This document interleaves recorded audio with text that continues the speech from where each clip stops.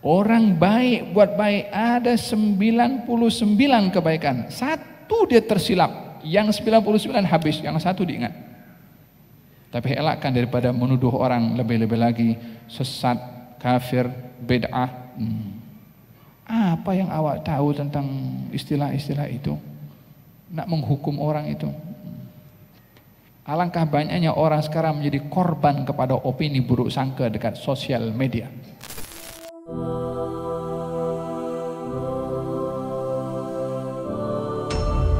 Imam Nawawi ada meletakkan di sini bab larangan atau haram mengatakan kepada orang Islam dengan sebutan wahai orang kafir. Dan ini banyak berlaku di zaman kita sekarang, orang menghukum orang lain dengan kata-kata kafir. Kadang-kadang dengan kata sesat. Kadang-kadang dengan kata bid'ah. Atau dengan kata-kata munafik.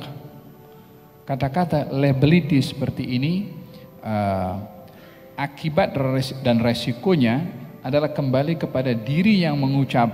Kalau orang yang dikata tidak seperti apa yang dikata, orang mengatakan kepada orang lain ya kafir, wahai kafir. Kalau orang itu bukan kafir, kata-kata kafir itu kembali kepada mengucap. Dia yang boleh menjadi kafir wal'iyadzubillah. Mengatakan kepada orang lain sesat, kalau orang itu tidak sesat, maka kesesatan itu kembali kepada diri yang mengucap. Oleh sebab itu, dilarang kita untuk memberikan label-label yang berbahaya seperti itu tanpa memastikan dengan ilmu yang luas ketika menghukum orang lain. Kita kalau tengok rancaknya di Facebook, kalau orang sekarang tengok orang pergi ziarah kubur, diubah ziarahnya menjadi puja. Tengok nih orang puja kafir, puja kubur, perbuatan orang kafir. Ya kan? Dia buat kesimpulan dengan pemahaman yang sangat cetek, dengan menghukum menilai dengan keterbatasan ilmu yang sangat dangkal. Suatu hari baginda Rasulullah SAW datang ke rumah salah seorang sahabat Nabi. Lalu kemudian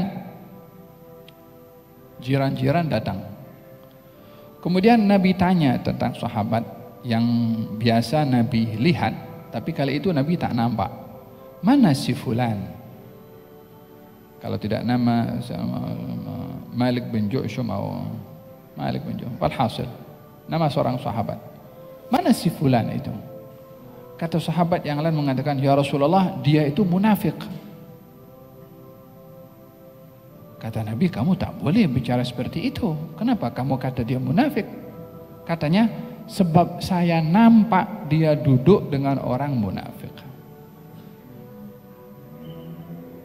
Di sini yang menuduh itu membangun persepsi berdasarkan dengan apa yang dilihat mata. Mula bila pandangan mata kita itu menjadi hukum kepada orang yang dilihat. Siapa yang bagi otoriti kepada kita untuk menilai orang dengan apa yang kita paham, apa yang kita lihat, atau dengan apa yang kita rasa? Bila kita sudah menjadi neraca hukum untuk orang lain, boleh ikut atau menuduh dengan apa yang kita lihat. Kalau orang ada minum air seperti ini, warnanya kuning, ini yang minum arak, padahal apple. Boleh jadi tidak itu apple? Kan boleh. Tapi karena dia menuduh dan membangun persepsi, maka dituduh dia minum arak, dia lapor kepada yang lainnya.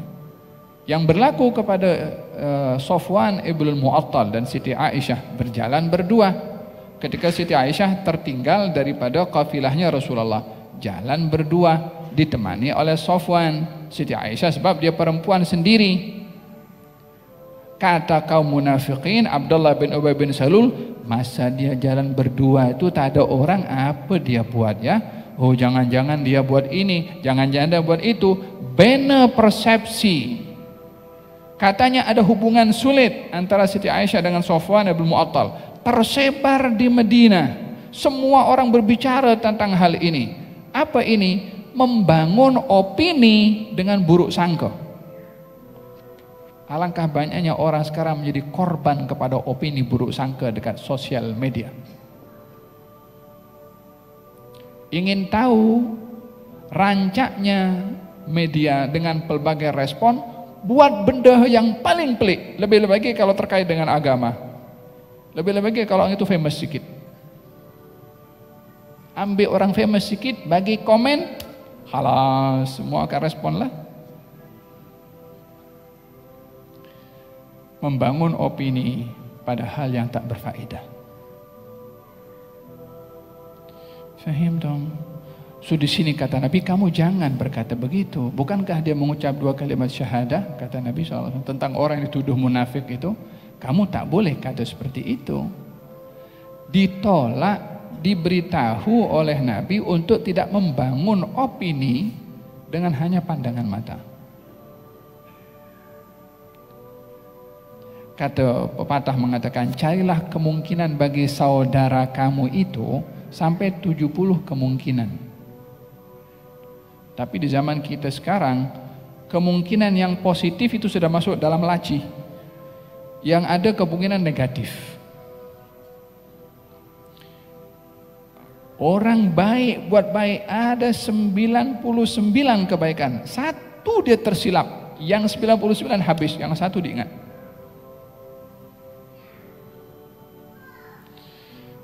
Dan hal ini berbahaya bagi seorang yang membangun opini hanya dengan persepsi yang negatif.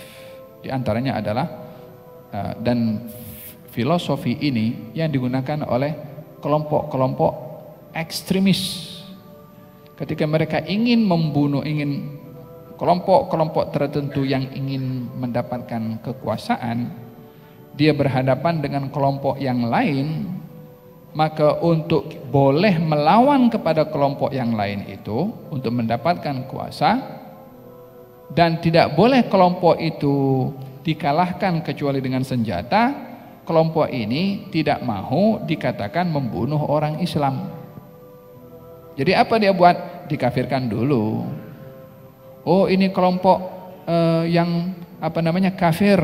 Oh ini kelompok begini, dah buat opini dulu untuk kelompok itu. Oh ini kafir, oh ini sesat, oh ini begini. Baru digunakan tindakan agresif dengan kekuatan sampai kepada pembunuhan, karena tuduhannya ini melawan orang kafir. Sebab mereka tak mau tergelincir. Kalau bunuh orang Islam kan memang tak boleh, semua orang akan sepakat tak boleh bunuh orang Islam. Tapi saya bukan bunuh orang Islam, saya bunuh orang kafir.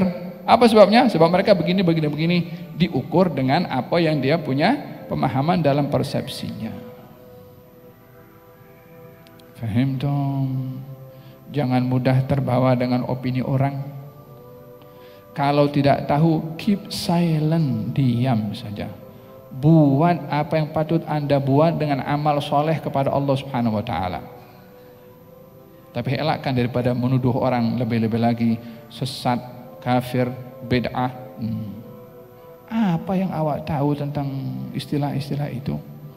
Nak menghukum orang itu. Kata Al-Imam Al-Baqillani, saya itu lebih suka untuk mengatakan orang itu Islam dengan adanya 99 perbuatan yang meragukan Islamnya. Selagi masih ada tanda Islamnya, saya tak berani nak kafirkan orang itu.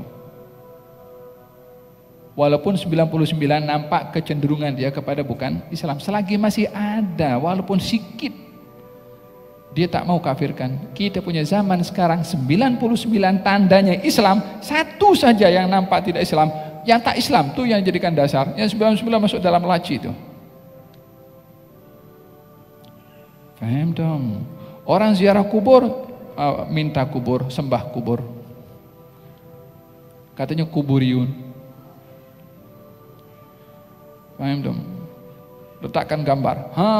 Tengok ini, katanya dia sedang sembah kubur, padahal ziarah kubur. Kenapa orang pergi Ka'bah, tengok sembah Ka'bah. Kenapa tadi katakan macam itu?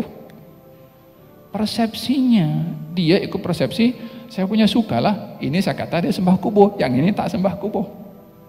Kalau dia pergi ziarah kubur, saya tak sembah kubur, saya ziarah kubur. Tapi yang itu sembah kubur dia. Faham dong? Jangan mudah terbawa dengan opini dan persepsi. Anda tidak dipertanggungjawabkan untuk menghukum orang, Anda dipertanggungjawabkan atas perbuatan Anda sendiri. Kalau tidak tahu, no comment. Lakum dinukum waliyadin.